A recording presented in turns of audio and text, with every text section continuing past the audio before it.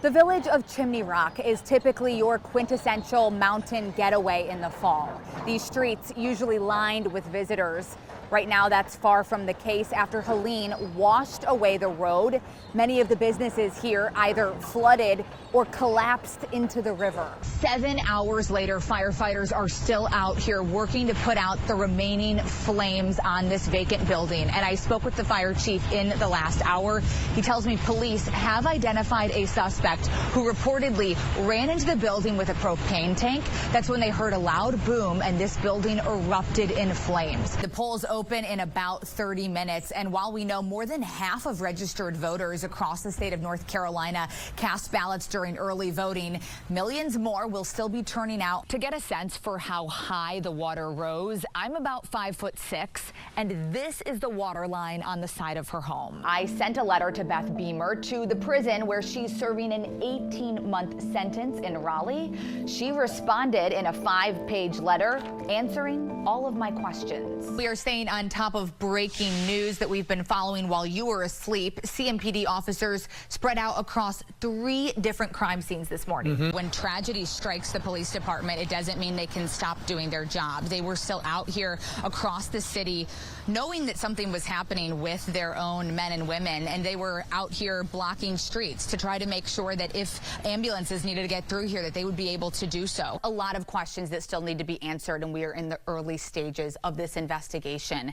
But the first question that I think a lot of people have as they wake up this morning is how this could have happened. How was an armed man able to get onto a roof of a building just 130 yards away from the former president? Look at the base of this tree. You can see exactly where it uprooted from the saturated ground. But again, really the crazy part here is how close it is to this house. In fact, the people living inside of that house tell me their house was shaking. They looked outside the window and they saw that this tree had uprooted and fallen. You can also see how close it was to these power lines. She does have stops scheduled in 3 more U.S. cities, but they come at a steep price.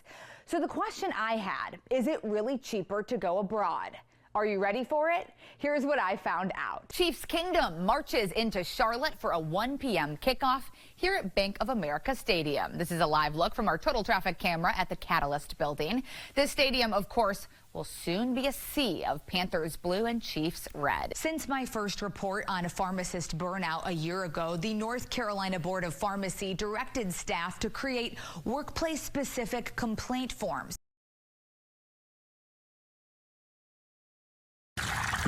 This is not what Margaret Borg envisioned for her life on Cox Avenue. Every weekend we're spending power washing our driveways, washing our lawns, cleaning our carpets. Her home is right next to these new townhomes. The city has said that if we put a wall in, we might be liable for any damages. So we did a sandbag wall for a temporary fix. Drew Farney lives a few houses down from Margaret. He works as a civil engineer specializing in stormwater. Development is, we can't get away from it, but we can't leave the environment or the land adjacent to where we develop in a worse state, and that's exactly what they're doing. Farney and Borg both bought houses here in 2017. They both installed sump pumps, which they say solved the drainage issues they were experiencing when it rained. But those issues were exacerbated by the start of this construction. The week that they came in and raised this lot by 5 to 7 feet, we started flooding immediately. Borg and Farney say they had conversations with the developer Verde Homes before they broke ground. I made sure to tell them exactly what was happening and what building on this property was going to do for the flooding, and if they could do anything to mediate that runoff would be appreciated. Did they seem receptive to that? No. The developer tied in all of their downspouts into one black corrugated pipe system that channelizes the water and displaces the water at an extremely rapid pace behind the buildings instead of into the street. Court records show Verde Homes filed bankruptcy in 2023, after which Whitehaven Development acquired the lots.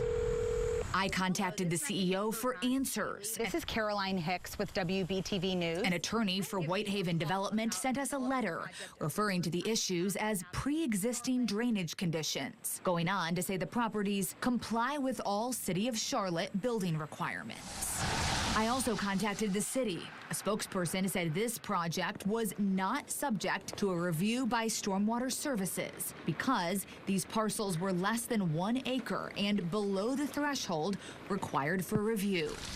It was also permitted before the new Unified Development Ordinance, or UDO, went into effect in June of 2023, which the spokesperson says significantly enhances the city's ability to mitigate the drainage impacts of infill development. And I feel for the residents who are experiencing the discomfort. Charlotte City Council member Malcolm Graham represents this district. He says it's a civil matter between the developer and the residents. What would your message be for residents across the city watching this who are worrying that, hey, maybe this could happen to me when I buy a home?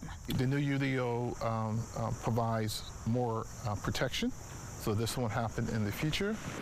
As for what this means for the residents of Cox Avenue, I took their questions to construction law attorney Lee Robertson. North Carolina law makes it clear that natural runoff is something we have to live with. But what we can do is stop other people from intentionally causing that water to run into our property or increase the volume of water running into the property. He suggests homeowners in a situation like this consider taking legal action. While it seems certainly daunting, our system has a lot of flaws. It's very good at evening or leveling the playing field. While these homeowners take that under consideration, they're still grappling with the fact that it's come to this point. The amount of emotional stress that comes every time that it rains, the existing residents should not be the ones who should have to bear the costs to protect the homes that existed before they came in.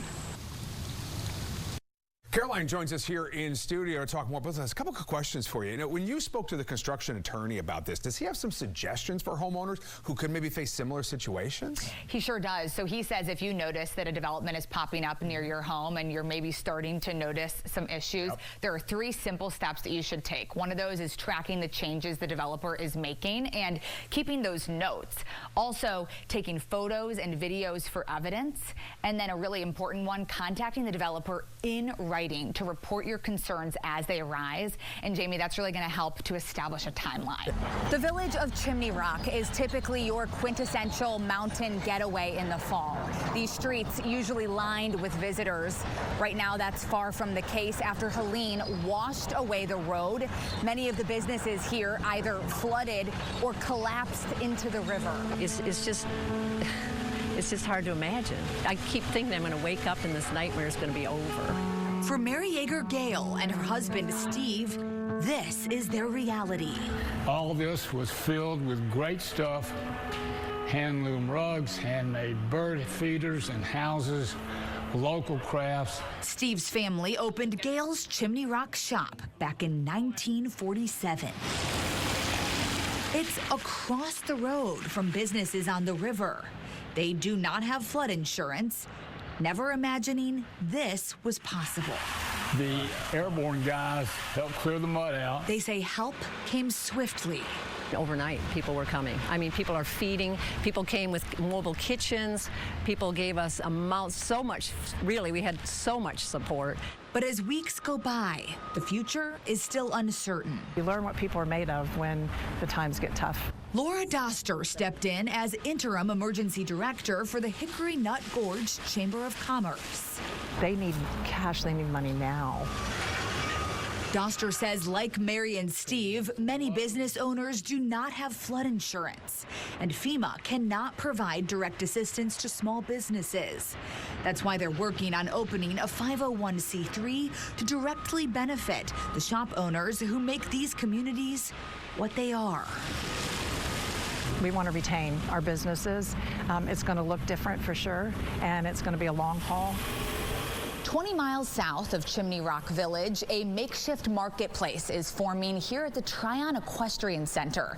People who were able to get inside of their stores and bring their items out here are setting up shop, hoping to sell what they could salvage. We were able to wash things, so whatever we can do to salvage it and make just a little money while nothing's operable, that's a great thing.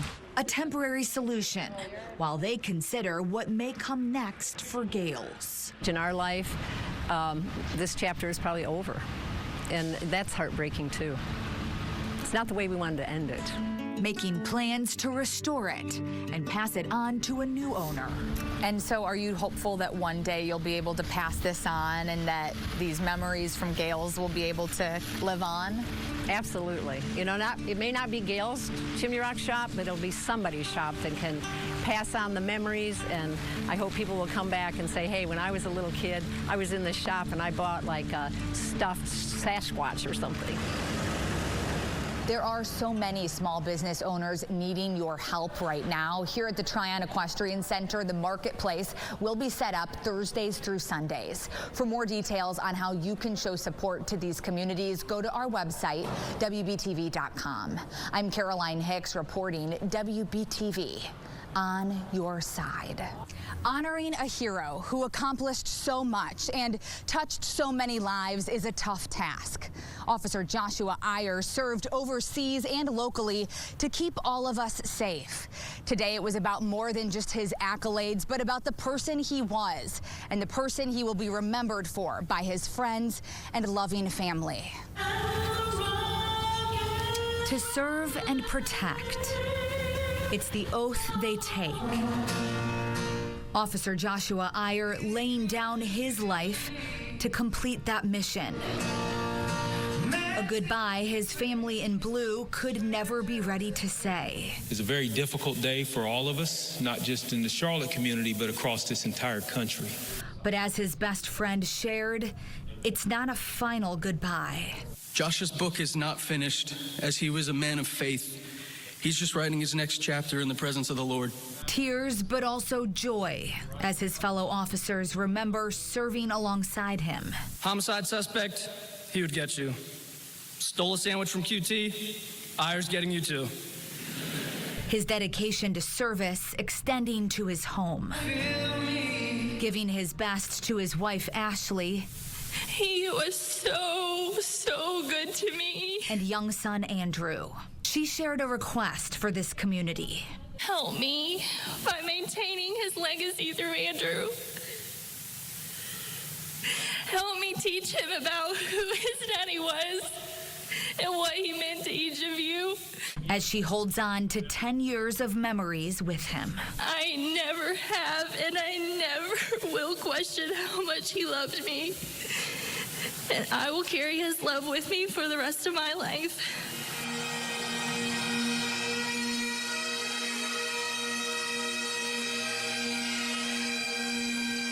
Law enforcement officers from across the country turned out today to pay their respect. A colleague of Officer Iyer had a message for them.